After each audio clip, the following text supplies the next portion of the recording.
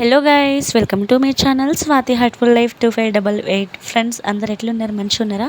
నేనైతే మంచిగా ఉన్నాను అనమాట. ఈరోజు అయితే ఇంకొక రెసిపీని అయితే పట్టుకొచ్చిన యమ్మీ యమ్మీ గ్రేవీ మటన్ కర్రీ అనమాట. టేస్ట్ అయితే చాలా బాగుంటుంది. సో మనమైతే ప్రాసెస్లోకి అయితే వెళ్ళిపోదాం.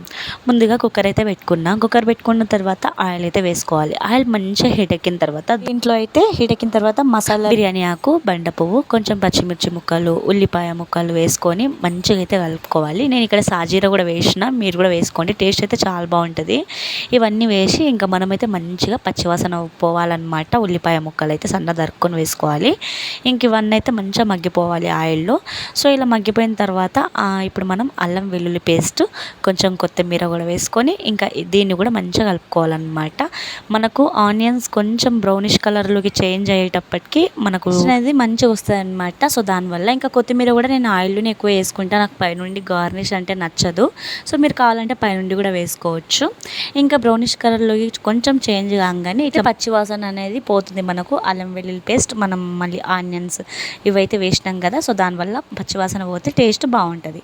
ఆ తర్వాత అయితే మనం పసుపు కూడా వేసుకొని మంచిగా కలుపుకొని ఇప్పుడు మనం నీట్గా కడుక్కున్న మటన్ని కూడా వేసుకోవాలండి. మటన్ని వేసుకొని ఇంకా ఈ విధంగా అయితే నార్మల్గా కలుపుకోవాలన్నమాట.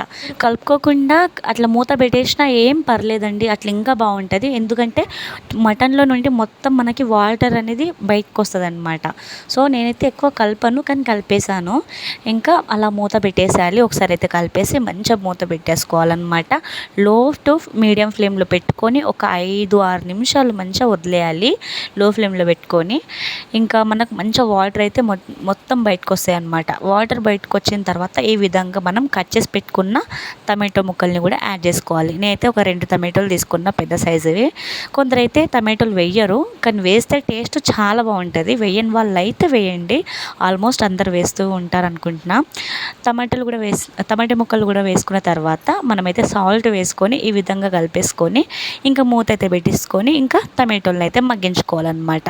సో చూసారు కదా, టమాటో ముక్కలు వేసినప్పుడు ఎట్లున్నాయో ఇప్పుడు ఎట్లున్నాయో మంచిగా మెత్తగా అయితే మగ్గిపోయినాయి. మనకు టమాటో అసలు వేసినామా లేదా అన్నట్టు కూడా ఏర్పడదు అనమాట. సో ఆ విధంగా అయితే కలుపుకొని ఇప్పుడు మనం స్పైసెస్ అయితే యాడ్ చేసుకోవాలి. ఏంటి, కారం, ధనియా, జీరా పౌడర్, గరం మసాలా, చికెన్ మసాలా, అవన్నమాట ఉంటాయి కదా స్పైసెస్, ఇంకా మీకు తెలిసినవే అవైతే వేసుకోవాలి. సో చూస్తున్నారు కదా, మనకైతే ఊరగాయ పచ్చళ్ళలాగా అవుతుంది అనమాట. ఈ విధంగా అయిన తర్వాత గ్రేవీగా అయితే మటన్ మసాలా అనబోయి చికెన్ మసాలా అయితే అన్నమాట. సో ఇంకా ఇట్లా కొత్తిమీర వేసుకొని మంచిగా మనకు ఆయిల్ అనేది పైకి రావాలి. ప్రతి వీడియోలో చెప్తున్నా, ఆయిల్ అనేది పైకి వస్తే మనకు టేస్ట్ అనేది చాలా బాగుంటుంది. ఆల్మోస్ట్ కర్రీ అయిపోయినట్టే.